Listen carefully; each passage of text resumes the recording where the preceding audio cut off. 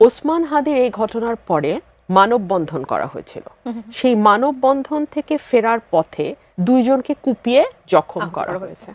আচ্ছা, এর মধ্যে যখন ওসমান হাদির পুরো ফ্যামিলি ঢাকায় এসছে তার ট্রিটমেন্ট পারপাসে, তার বাড়িতে চুরির ঘটনা ঘটেছে। এবং একজন ছাত্রলীগের সাবেক কর্মী, মানে এখন যেহেতু নিষিদ্ধ ঘোষিত ছাত্রলীগ, আমি সাবেক কর্মী বলছি, নেতা ইনফ্যাক্ট, তিনি ফেসবুকে স্ট্যাটাস দিয়ে বলেছেন যে ছোট ভাই প্রোটেকশন বাড়াও। তিনি একজনকে উদ্দেশ্য করে বলেছেন যে এভাবে মোটর সাইকেলে একা একা ঘোরাঘুরি করো না, পরিণতি খুব ভয়াবহ হবে। এবং তিনি বলছেন যে রাজশাহী বিশ্ববিদ্যালয়টাকে আমাদের হাতে দিয়ে দাও। মানে রাজশাহী বিশ্ববিদ্যালয়ের যারা এই 24-এর অভ্যুত্থানের সঙ্গে যুক্ত, তাদেরকে হ্যান্ডেল করবার জন্যে এই বিশ্ববিদ্যালয় ছাত্রলীগ শাখার দুজন নেতা, তিনি এবং তার সভাপতি, তিনি সাধারণ সম্পাদক, তারা দুজন দে উইল হ্যান্ডেল ইট। মনে থাকবে এক সপ্তাহ এখনো হয়নি, সজীব ওয়াজেদ জয় সাক্ষাৎকার দিয়ে বলেছেন যে বাংলাদেশে 26-এ কোনো নির্বাচন আওয়ামী লীগ হতে দেবে না, তারা বানচাল করবার সর্বোচ্চ চেষ্টা করবে এবং এই বানচাল করবার জন্য আইন শৃঙ্খলা পরিস্থিতিকেই তারা হাতিয়ার হিসেবে ব্যবহার করবে। তো আপনি যদি ঘটনাগুলোকে মেলান, আপনি দেখবেন যে বাংলাদেশের আইন শৃঙ্খলা পরিস্থিতি, যেটা নিয়ে আপনি আমাকে প্রশ্ন করছেন, এই হাদির ঘটনাটার মধ্যে দিয়ে যে কতগুলো ঘটনা ঘটে গেল, সেটাই যথেষ্ট বুঝবার জন্য বাংলাদেশের আইন শৃঙ্খলা পরিস্থিতিটা কোথায় আছে। বাংলাদেশে এই মুহূর্তে সকল রাজনৈতিক দল মিলিয়ে 2-2.5 হাজার প্রার্থী মাঠে আছে। সকল রাজনৈতিক দল যদি আমরা ধরি, জামাত, এনসিপি, বিএনপি সহ সকল রাজনৈতিক দল, অ্যাটলিস্ট 1.5 থেকে 2 হাজার প্রার্থী মাঠে আছে। এই প্রার্থীদের মধ্যে হাদি নিজেও কিন্তু একজন প্রার্থী। সো এই প্রার্থীদের মধ্যে আপনি যদি টার্গেট কিলিং করেন 20 থেকে 25টা, অ্যাটলিস্ট শুট করেন, মরা বাঁচা তো আল্লাহর হাতে, শুট করেন, আপনি মনে করেন 26 সালে একটা নির্বাচন হতে পারবে? প্রার্থীরা কি বের হওয়ার মতন সেই অবস্থায় থাকবে? এক, ইতিমধ্যেই আমাদের স্বরাষ্ট্র উপদেষ্টা বলছেন যারা প্রার্থী হবেন তাদেরকে তিনি অস্ত্রের লাইসেন্স দেয়া হবে, যারা চাবেন তাদেরকে দিয়ে দিবেন। মানে বাংলাদেশটা কতটা ললেসনেস অবস্থার মধ্যে দিয়ে যাচ্ছে, তার এই স্টেটমেন্টটাই এটা বুঝবার জন্য যথেষ্ট। যারা প্রার্থী হবে তার নিরাপত্তা তার নিজে নিতে হবে। রাষ্ট্র, আইন শৃঙ্খলা বাহিনী বা পুলিশ প্রশাসন, এখানে তাদের কোনো ভূমিকা নাই। এবং প্রথমেই স্বরাষ্ট্রমন্ত্রী বা স্বরাষ্ট্র উপদেষ্টা, যেটি আপনি বলেন, হাত তুলে সারেন্ডার করে ফেললো। আমরা আলোচনায় বসার আগে নিজেদের মধ্যে আলোচনা করছিলাম যে স্বরাষ্ট্র উপদেষ্টা হাদির কিলারকে ধরবার জন্য 50 লক্ষ টাকা পুরস্কার ঘোষণা করেছে অন দ্যাট ভেরি ডে। জি, তো যেইটা ওনার সবচেয়ে শেষে করার কথা, সেটা উনি সবচেয়ে প্রথমে করে দিচ্ছেন। মানে দায়িত্ব নেবেন না, এটা হচ্ছে মূল ব্যাপারটা। স্বরাষ্ট্র উপদেষ্টা দায়িত্ব নেবেন না, স্বরাষ্ট্র উপদেষ্টার অধীনে যেই ফোর্সেস গুলো কাজ করে তারা কেউ দায়িত্ব নেবে না। স্বরাষ্ট্র উপদেষ্টা তো আগ্নেয়াস্ত্রের লাইসেন্সের কথা বলেছেন। আমাদের ভাগ্য ভালো উনি বলেন নেই সব প্রার্থীদেরকে অস্ত্র চালানোর ট্রেনিং নিতে হবে, কেননা যতটা দায়সারা মন্তব্য করা সম্ভব এমনও বলতে পারতেন 2-2.5 হাজার প্রার্থী যারা বাজারে আছেন তারা যেন নিয়ম করে অস্ত্র চালানো শেখেন, কেননা এখানে সরকার কোনো ভূমিকায় নাই। যখন হাদির উপরে যারা আক্রমণ করলো তারা তখনও শহরে, তখনও কর্ডন করলে আপনি তাদেরকে ধরতে পারতেন। আমরা পুলিশকে অ্যাক্ট করতে দেখিনি, উপদেষ্টাকে অ্যাক্ট করতে দেখিনি। আপনি জানেন স্বরাষ্ট্র মন্ত্রণালয়ে কিন্তু এই উপদেষ্টা ছাড়াও আরও 4 জন লোক আছেন। ওখানে সবচেয়ে বেশি উপদেষ্টাদের সংখ্যা সবচেয়ে বেশি এবং চিফ অ্যাডভাইজারের বিশেষ সহকারীর সংখ্যাও বেশি। কাজে আমরা তার কোনো রেজাল্ট দেখতে পাই না। ওনাদেরকে ঠিক পুরনো পন্থার মতোই পুলিশ সম্পর্কে তোয়াজ করতে শুনি, এবং যেই পুলিশের সংস্কার ছিল 1 নম্বর ইস্যু, 16 মাসেও তারা সেটি করতে পারেননি। কাজেই পুলিশ এখন কোনো রোলে নাই, বরঞ্চ নির্বাচনের বাতাস বুঝে পুলিশ এখন কোন দিকে পতাকা তুলবে আমরা ঠিক জানি না। এমনও হতে পারে যে যারা সহিংসতা করবে, যারা নাশকতা করবে, পুলিশের লয়ালিটি তাদের দিকেও থাকতে পারে। তাদের নিয়োগ কিন্তু ওই আমলে হয়েছিল। আচ্ছা, সিভিল অ্যাডমিনিস্ট্রেশনে সরকারের কোনো গ্রিপের মধ্যে নাই, বরঞ্চ সিভিল অ্যাডমিনিস্ট্রেশন সরকারকে পরিচালনা করে। আপনি বলছিলেন যে ডেভিল হান্ট ফেজ 2, এগুলো পোশাকি নাম শুনতে কিন্তু খুব ভাল লাগে। অপারেশন ডেভিল হান্ট একটা মচমচে, মানে আমাদের গোয়েন্দা কাহিনী পড়ার মতো মনে হয়। ডেভিল হান্ট 1-এ কি ঘটেছে, তার রেজাল্ট কি আমরা কিন্তু জানি না। আর যে অস্ত্র লুট হয়েছে, যে অস্ত্র অবৈধ অস্ত্র আছে, এবং বারবার সরকার বলেছে যে লাইসেন্সধারী অস্ত্রকেও জমা দিতে হবে, আবার ফেরত নিতে পারবেন, কোনো কিছুর কোনো জবাবদিহিতা নাই। ফলে অস্ত্রগুলো বাজারে রয়েছে এবং আপনার আমার বিরুদ্ধে সেটি ব্যবহৃত হলেও আমি অবাক হব না। কাজেই সরকারে যারা থাকেন তাদের অনেক দায়িত্বশীল হয়ে কথা বলতে হবে। প্রধান নির্বাচন কমিশনার যে কথাটি বলেছেন এটি আমাকে আরও বেশি অবাক করেছে। দেখুন, আমরা যখন নির্বাচন ঘনিয়ে আসে তখন বলি যে নির্বাচন কমিশনের হাতে প্রশাসন চলে যাবে, প্রশাসন দলনিরপেক্ষ হবে। এইবারও কিন্তু দলনিরপেক্ষ হওয়ার বিষয় রয়েছে, কারণ আমরা প্রশাসনে বিশেষ একটি দক্ষিণপন্থী দলকে প্রশাসনে ভূমিকা পালন করতে দেখি। অনেক কর্মকাণ্ড দেখে বোঝা যায় তারা নির্বাচনের আগেই ক্ষমতায় চলে যাওয়ার একটা অনুভূতি ভোগ করছেন। কাজেই প্রশাসনকে দলনিরপেক্ষভাবে পরিচালনা করতে হবে। এখন তার প্রধান যদি, নির্বাচন কমিশনের প্রধান যদি বলেন এটি বিচ্ছিন্ন ঘটনা, পৃথিবীর সব ঘটনাকে আপনি বিচ্ছিন্ন ঘটনা বলে চালিয়ে দিতে পারবেন। এগুলো যারা বলেন তারা আসলে দায়িত্বহীন উক্তি করেন এবং বাস্তবতার সাথে তার কোনো সম্পর্ক নেই। দেখুন, আমাদের এখানে আইন শৃঙ্খলার পরিস্থিতি হচ্ছে 1 নাম্বার সমস্যা। আমরা ওই জায়গাটিতে উত্তরণ ঘটাতে পারিনি। এখন আপনার এক হাদির হত্যাকারীকে আপনি ধরতে পারছেন না, সীমান্ত দিয়ে চলে গেছে কিনা বিজেপি পর্যন্ত প্রেস কনফারেন্স করে। তারা কেন ধরে নিল, কেন তারা বলল যে এটা মির্জা আব্বাস সাহেব ঘটিয়েছেন? মানে একটা ঢিলে কতটা পাখি মারা যায় এইটা শিখতে আসলে জামাতের কাছে আমাদের ট্রেনিং নিতে হবে। জামাতের চেয়ে ভালো এটা কেউ জানেন। আপনি চিন্তা করে দেখেন, আওয়ামী লীগের সময় তারা একদম আওয়ামী লীগ হয়ে মিশে ছিল, আপনি তাদেরকে আলাদা করতে পারেন নাই। তারা একইভাবে বিএনপির মধ্যেও একটা বেশ বড় অংশ রাইট ফোর্স বা জামাত ঘরানার। এবং এই যে 5ই আগস্টের পর নতুন নতুন মুখ, নতুন নতুন হাঁক ডাক, নতুন নতুন চেহারা, নতুন নতুন বুলি আমরা শুনতে পাচ্ছি না? শুনছি তো। সো এই মানুষগুলো এতদিন মিশে ছিল বিভিন্ন দলে, এখন তারা বেরোচ্ছে। আমার প্রশ্ন হলো, হাদি তো গণতন্ত্র মঞ্চের প্রার্থী, তার সঙ্গে যেমন বিএনপি প্রার্থীর কন্টেস্ট হবে নির্বাচনে, তার সঙ্গে তো জামাত প্রার্থীরও কন্টেস্ট হবে নির্বাচনে। সো আপনি যদি শুরুতেই বিএনপির দিকে নজরটা ঘুরিয়ে দিতে পারেন, তাহলে কি করবেন? আপনি খুনিকে একটা খুব চমৎকার রিজনেবল টাইম দিতে পারবেন, যেই সময় খুনি পালায় যেতে পারবে। এবং ঠিক তাই হয়েছে এই ঘটনায়। মির্জা আব্বাসকে ঘিরে হট্টগোলের মাঝখানে খুনি কিন্তু দেশে নাই, এবং এটা আবার সরকারও জানে না, এটা জানে হলো আরেকজন সাংবাদিক। তো ইজন্ট দ্যাট ভেরি ইন্টারেস্টিং? আমার তো মনে হয় এখানে জনাব মির্জা আব্বাসের নামটা ইচ্ছাকৃতভাবেই আনা হয়েছে, যাতে ঘটনাটা কিছুক্ষণের জন্য অন্যদিকে নজর সরানো যায়, মিডিয়ার নজর। কারণ জানে এটা পরে পাল্টাপাল্টি হবে, এবং পাল্টাপাল্টি হয়েছে। হওয়ার পরে নজরটা অনেকখানি অন্যদিকে ছিল, এই ফাঁকে খুব আরামে খুনি পালিয়ে যেতে পেরেছে। সুতরাং আমাদের বুঝবার তো আসলে বাকি থাকে না, এটা থেকে গেইনার কারা হতে পারে, এটা থেকে লাভবান কারা হতে পারে। আর আমি একটা কথা বুঝি না, যে একদম মুখে মাস্ক টাস্ক দিয়ে ঢেকে যার কোনো রকম কোনো পরিচয় নাই, তিনি যখন একটি বাড়িতে ঢুকে মা মেয়ে দুজনকে হত্যা করেন এবং 24 ঘন্টার মধ্যে তাকে গ্রেফতার করতে পারে আইন শৃঙ্খলা রক্ষাকারী বাহিনী, সেই আইন শৃঙ্খলা রক্ষাকারী বাহিনীকে তো আপনি ইনকম্পিটেন্ট বলতে পারবেন না। দে আর ভেরি কম্পিটেন্ট। তার মানে তারা কোনো জায়গায় তাদের কম্পিটেন্স এক্সারসাইজ করে, কোনো জায়গায় তারা তাদের কম্পিটেন্স এক্সারসাইজ করে না। আমরা দেখতে পাচ্ছি হাদির ঘটনায় তারা তাদের কম্পিটেন্স এক্সারসাইজ করছে না এবং করতে পারছে না। কেন পারছে না? কারা জড়িত, কাদেরকে আড়াল করতে? এইরকম ঘটনা তো সাগররুনির সময় আমরা দেখেছি।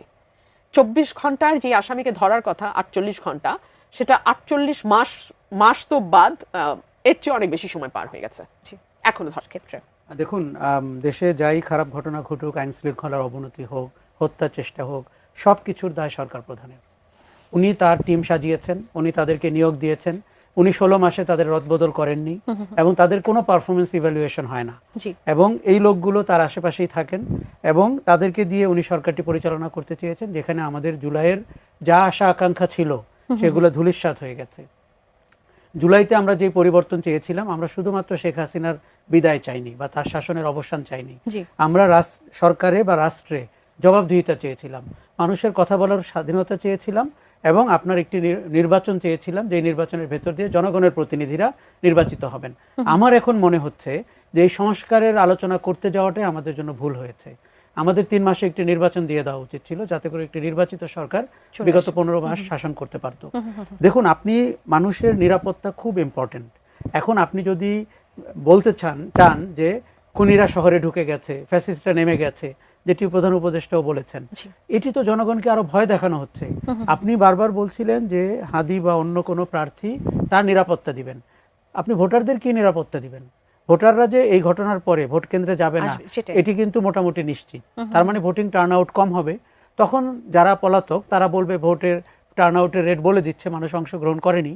আবার তাদের মতলব একটা হচ্ছে ইনক্লুসিভ নির্বাচন বলে তারা নির্বাচনে অংশগ্রহণ করতে চায়, তখন তারা সেই গানও গাইতে শুরু করবে। প্রতিবেশী ভারত কিন্তু আপনাকে স্বস্তিতে থাকতে দিবে না, এগুলো রক্ষার দায়িত্ব সরকারের, সরকার সেখানে চরমভাবে ব্যর্থ হচ্ছে। আমি ছোট ছোট করে এই অংশে একটু নিতে চাই। রুমিনাপা, আরও একজন দর্শক ছিলেন শাহিন, তিনি প্রশ্ন করছিলেন যে আমাদের ইতিহাস বিকৃতির বিষয়টি নিয়ে তিনি জানতে চাচ্ছিলেন যে জামাতের সেক্রেটারি জেনারেল মিয়া গোলাম পরোয়ার তিনি বলেছেন যে ভারতীয়দের নির্দেশেই বুদ্ধিজীবীদের হত্যা করা হয়েছে। আমি এর সাথে একটু যুক্ত করতে চাই। চট্টগ্রাম বিশ্ববিদ্যালয়ের সহ-উপাচার্য তিনি বলেছেন যে পাকিস্তানি বাহিনী বুদ্ধিজীবীদের হত্যা করবে, এটা অবান্তর। এবং এরকম বেশ কিছু কথাবার্তা আমরা খুব ঘন ঘন এখন শুনতে পাচ্ছি, চারপাশে দেখতে পাচ্ছি। আমাদের দর্শকের প্রশ্ন ছিল যে বিএনপি একটা বড় দল, যখন ইতিহাস পরিবর্তনের চেষ্টা করা হচ্ছে এইভাবে, বিএনপি কেন সেটাতে চুপ করে আছে, কিছু বলছে না কেন? বিএনপি চুপ করে আছে এটা আমি ঠিক মনে করি না। বিএনপি কিন্তু বারবারই এই ধরনের কথা যারা বলছে সেই দলটির ব্যাপারে মানুষকে সচেতন করছে, সাবধান করছে। কিছুদিন আগেই বিএনপির ভারপ্রাপ্ত চেয়ারম্যান তারেক রহমান সাহেব কিন্তু বলেছেন যে একটি দলের ব্যাপারে, যে তারা ৭১ সালে কি করেছিল এটা দেশের মানুষের মনে আছে। এবং শুধু তো তাই নয়, তাদের এই নির্বাচনী ক্যাম্পেইনে গিয়েও তো আমরা দেখছি যে কত রকম ভাবে মানুষ মোনাফেকি করতে পারে, জান্নাতের টিকিট বিক্রি করা থেকে শুরু করে। আজকে দেখলাম একটা কনস্টিটিউয়েন্সির একজন এমপি ক্যান্ডিডেট জামাতের, তিনি বলছেন ওমরা করতে নিয়ে যাব। সো ধর্মকে ব্যবহার করা, লেবাসকে ব্যবহার করা, আল্লাহকে ব্যবহার করা, ইসলামের হজকে ব্যবহার করা, কোনোটাই তো তারা বাকি রাখছেন না। সো ওনাদের কাছ থেকে এরকম মন্তব্যে আমরা খুব অবাক হইনি। ওনারা এটা বলবেন, এটাই স্বাভাবিক। এবং ওনারা তো শুধুমাত্র দেখুন, আওয়ামী বিরোধিতার ন্যারেটিভ দিতে গিয়ে ওনারা যেটা করেছেন, ওনারা কিন্তু বিভিন্ন জায়গায় মুক্তিযুদ্ধের যেই স্থাপত্য শৈলীগুলো আছে বাংলাদেশে, বিভিন্ন জায়গায় জেলায় উপজেলা পর্যায়ে, সেগুলোকে ভেঙে ফেলেছে। জাদুঘরে ভেঙে, জাদুঘরটা তো আওয়ামী লীগের বাবার সম্পত্তি ছিল না, কিংবা এই স্থাপনাগুলো তো আওয়ামী লীগের নিজস্ব সম্পত্তি নয়, এটা তো রাষ্ট্রীয় সম্পদ। এই রাষ্ট্রীয় সম্পদকে ভেঙে দেওয়ার মানে কিন্তু কেবল ভেঙে দেয়া না, এটা কেবল ক্ষোভের বহিঃপ্রকাশ না, ইতিহাস মুছে ফেলার চেষ্টা। সেগুলো কি সংস্কারের কোনো উদ্যোগ নেওয়া হয়েছে? পাগল, এখন তো এই আমলই না, এখন হচ্ছে বাংলাদেশে ৭১, পারলে বলবো ওই সময় পাক ভারত যুদ্ধ হয়েছে। ওই সময় বাংলাদেশের কোনো যুদ্ধই হয়নি, ওটা ছিল পাক ভারত একটা যুদ্ধ। আমি আরেকটা ব্যাপারে একটু নিজে থেকেই একটা প্রশ্ন তুলতে চাই। আমার মনে আছে যখন আওয়ামী লীগের এই ভীষণ রকম দুর্দান্ত প্রতাপে আওয়ামী লীগ রাজত্ব করছে, আজকে আপনি যাদেরকে জিহাদি জোশে কথা বলতে দেখেন, নিশ্চয়ই আপনি উপস্থাপকের চেহারে তখনও ছিলেন, কখনো কি এই চেহারাগুলোকে আপনি দেখেছেন কথা বলতে? আপনি দেখেন নাই। কিন্তু আপনি পান্নাকে দেখেছেন, মঞ্জুরুল আলম পান্নাকে দেখেছেন, আপনি কিছুটা হলেও আবু আলম শহীদ খান কিছু অনিয়মের ব্যাপারে কথা বলেছেন, আনিস আলমগীর সাহেবও আওয়ামী লীগের বিভিন্ন অনিয়ম নিয়ে বলেছেন। আরেকজন বলেছেন, তিনি অবশ্য সৌভাগ্যবান, এখনো কারাগারে যাননি, তুষার ভাইয়ের সাথে আমি অত বসিনি, মাসুদ কামাল সাহেব। তো মাসুদ কামাল সাহেব এদের মধ্যে সবচেয়ে লাকি, মাসুদ কামাল সাহেব এখনো কারাগারে যান নাই, কিন্তু বাকি তিনজনই কিন্তু জেলে গেছেন। পান্না ভাই ফিরে এসছেন, আবু আলম শহীদ খান এবং আনিস আলমগীর, এই দুদিন আগে আনিস আলমগীর ধরা পড়লো, ধরে নিয়ে গেল। প্রধান উপদেষ্টা কি বলে নাই মন খুলে সমালোচনা করেন, প্রাণ খুলে সমালোচনা করেন? তো মন আর প্রাণ খুলে তো এই কয়টা মানুষ সমালোচনা করেছিলেন, তাদেরকে ধরে নিয়ে যেতে হলো। আমি যেহেতু ওই সময়ে আমাকে কথা বলেছি, আমি 15 বছর, আপনি উপস্থাপকের চেয়ারে ছিলেন না, আমি তাদের দেখেছি না আপনি তাদের দেখেছেন, কিন্তু যাদেরকে আমরা কিছুটা হলেও কথা বলতে দেখেছি, তারা কিন্তু ম্যাক্সিমামই ভেতরে। থ্যাংক গড আশরাফ ভাই এখনো বাইরে আছে, এখন জানি না আশরাফ ভাই কি আছে কপালে। ভাই, এই বিষয়টি নিয়ে আসলে আমি আপনার কাছে আসতে যাচ্ছিলাম। আনিস আলমগীরকে সন্ত্রাস বিরোধী আইনের মামলায় গ্রেফতার করা হয়েছে। কালকে তাকে জিম থেকে সন্ধ্যা 7:30 বা 8টা নাগাদ তাকে নিয়ে যাওয়া হয় যে ডিবি প্রধান তার সাথে কথা বলবেন, এবং রাত 2:30টার পর তাকে মামলা দেওয়া হয়, একই মামলা, সন্ত্রাস বিরোধী মামলা। যে মামলাটি এতক্ষণ আপা যে সাংবাদিকদের নাম বলছিলেন তাদের বিরুদ্ধে আসলে যেটি করা হয়েছে, সন্ত্রাসী কার্যক্রমে উস্কানির অভিযোগ তার বিরুদ্ধে আনা হয়েছে এবং তার জন্য 5 দিনের রিমান্ড মঞ্জুর করা হয়েছে। অপরাধটা কতটা গুরুতর আপনার কাছে মনে হচ্ছে? এটি তার কোনো অপরাধী নেই এবং তাকে হেয় করার জন্য, হেনস্থা করার জন্য মামলা সাজানো হয়েছে। এবং যেই সরকার বা যেই রাষ্ট্র আনিস আলমগীর কিংবা পান্না এরকম ব্যক্তিদেরকে আটক করে এবং ভুয়া মামলা সাজায় এবং শাস্তি দেওয়ার চেষ্টা করে, সেটিকে কত ভঙ্গুর এবং কত দেউলিয়া। আমি আনিস আলমগীরের মুক্তি চাই কোনো প্রশ্ন ছাড়াই, কেননা যে কোনো মানুষের অধিকার রয়েছে প্রচলিত শাসন ক্ষমতাকে প্রশ্ন করার এবং জবাবদিহিতার আওতায় আনার। আপনি যখন এই জায়গায় যান, আপনার দেউলিয়াত্ব প্রকাশ পেয়ে যায় এবং যেই আইনে মামলা দেওয়া হয়েছে সেই আইনে অতীতে হেনস্থা করা হতো মানুষকে, এবং এবারের মতো আরও খারাপভাবে মানুষকে হেনস্থা করার চেষ্টা করা হচ্ছে, আরও নিরীহ মানুষকে ধরার চেষ্টা করা হচ্ছে। এটি কন্টিনিউ করতে পারে না এবং আমরা জুলাই আগস্টে এই ব্যবস্থার বিলোপ চেয়েছিলাম। এবং আপনি যদি সাধারণ জনগণকে, নিরীহ মানুষকে, সাংবাদিকদেরকে, পেশাদারী মানুষকে এইভাবে হেনস্থা করতে থাকেন, ইওর ডেজ আর নাম্বারড। আমার মনে হয়েছে যে এটি নিয়ে তর্ক বিতর্কের কিচ্ছু নাই। এখানে তাকে তার নাগরিক অধিকার হরণ করার ক্ষমতা রাষ্ট্রকে কেউ দেয়নি, এবং পুলিশের কথা ছিল হাদির উপরে আক্রমণকারীদেরকে আটক করার, সেটি তারা করতে পারেননি। তাদের চোখে ধুলা দিয়ে সীমান্ত পার হয়েছে কি হয়নি। পুলিশ তার পেশাদারিত্ব থেকে সরে এসেছে। অতীতে আওয়ামী লীগের নেতাদের কথায় পুলিশ চলতো, এখন কিছু উপদেষ্টা যার তেমন কোনো যোগ্যতা বা দক্ষতা আমরা দেখতে পাচ্ছি না, নিশ্চয়ই সরকারের ভেতরে কলকাঠি নেড়ে কেউ এই ধরনের ব্যক্তিবর্গকে আটক করার কুবুদ্ধি দিয়েছে এবং সন্ত্রাস বিরোধী আইনে মামলাটি রুজু করা হয়েছে। আপনি বলছিলেন যে আসলে আমাদের জুলাইয়ের চেতনাটা তো আসলে এটা ছিল না। জুলাই তো এজন্য ছিল না, জুলাই ছিল যে আমাদের বাক স্বাধীনতার জন্য, জুলাই ছিল আমাদের অধিকার প্রতিষ্ঠার জন্য। তাহলে এমন পরিস্থিতি আসলে তৈরি হলো কেন, যেহেতু কেউই চায়নি? আসলে দেখুন, আমরা একটি নতুন খপ্পরে পড়েছি। সেই খপ্পরটি হচ্ছে আপনি পরিবর্তন প্রত্যাশী ছিলেন এবং পরিবর্তনের প্রতিবন্ধক ছিল শেখ হাসিনা এবং তার অগণতান্ত্রিক শাসন, স্বৈরাচারী শাসন।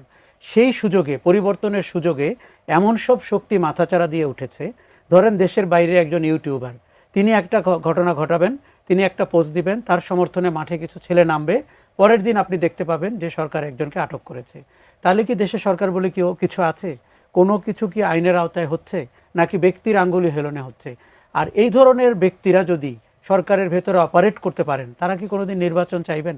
কেননা নির্বাচিত সরকার দায়িত্ব নিলে তো তার কোনো প্রভাব বা ভূমিকা থাকবে না। তারা চাইবেন অস্থিতিশীলতাকে জিয়ে রাখতে। আপনি যদি ওসমান হাদির উপরে যে আক্রমণ হয়েছে এরকম 10টি ঘটনা ঘটাতে পারেন, এই দেশে কি নির্বাচনটি আর হবে?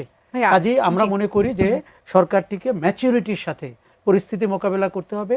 যেই অধিক সংখ্যক মানুষ পরিবর্তন প্রত্যাশা করেছে সেই পরিবর্তনের ধারক বাহক হতে হবে, ইউটিউবারের ধারক বাহক না। আমি আরেকটু ছোট করে যদি একটু নিয়ে, একটা বিরতি নেবার সময় হয়ে গেছে। আমাদের মুক্তিযুদ্ধ নিয়ে, বুদ্ধিজীবী দিবস নিয়ে, মানে এ ধরনের ইনফরমেশন যেটা আমি কিছুক্ষণ আগে বলছিলাম, ছাত্র শিবিরের সেক্রেটারি পাবনা সরকারি এডওয়ার্ড